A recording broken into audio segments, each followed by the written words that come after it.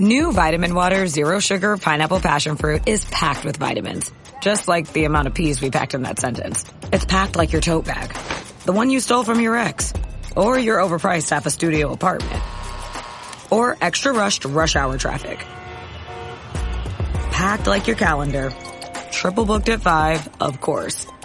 Grab a Vitamin Water. Did we mention it's packed with vitamins?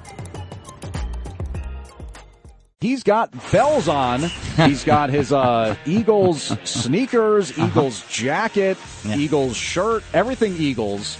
And he's just absolutely celebrating the champions of Super Bowl 59, those Philadelphia Eagles. Here's Justin Eller. Yeah, I'll give it a couple days here, James Flippin. I figured as much. Then I'll leave you guys all alone. All right, good. You know?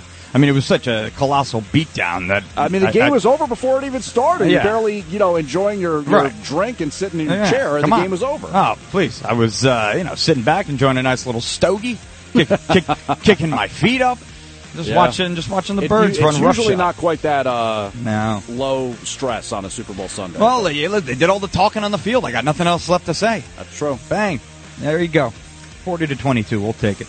In the NBA here, we will start James Flippin the Super Bowl. That's yesterday's news. Come on. We'll get to the ratings, though, coming up here. But we will start in the NBA on the hardwood in Brooklyn. Nick Claxton scored 16 points, and the Nets pulled away after LaMelo Ball was lost to another ankle injury as they beat the Charlotte Hornets 97-89. Cam Johnson and Daron Sharp each added 14 for the Nets, who won for the 5th time in 6 games, and the best stretch of their first season under Jordy Fernandez. Up next for the Nets, they'll host Philadelphia tomorrow in their final game of the season's first half. Looking ahead to NBA action tonight, the Knicks return to the floor in Indiana against the Pacers. Tip-off there is scheduled for 7:30. Also out of the NBA, Luka Doncic scored 14 points in 24 minutes in his Lakers debut, beating the Utah Jazz in a 132-113 rout in LA. Checking in on ice hockey in the NHL, where league play has officially been put on pause for this year's quote-unquote all-star break.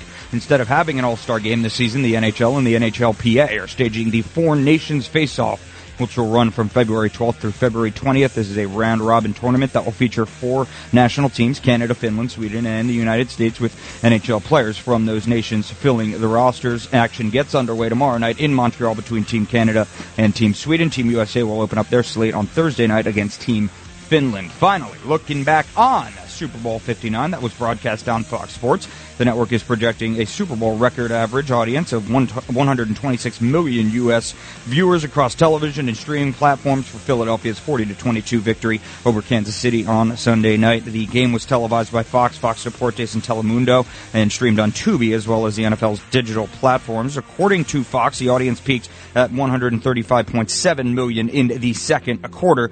Their projections yesterday included Nielsen's early numbers and streaming data from Tubi and the NFL. Updated and more complete numbers are expected at some point today. The Eagles are planning to celebrate their Super Bowl victory over the Chiefs with a parade on Valentine's Day. It is the city of brotherly love. At the end of the day, they're flipping. Tush push.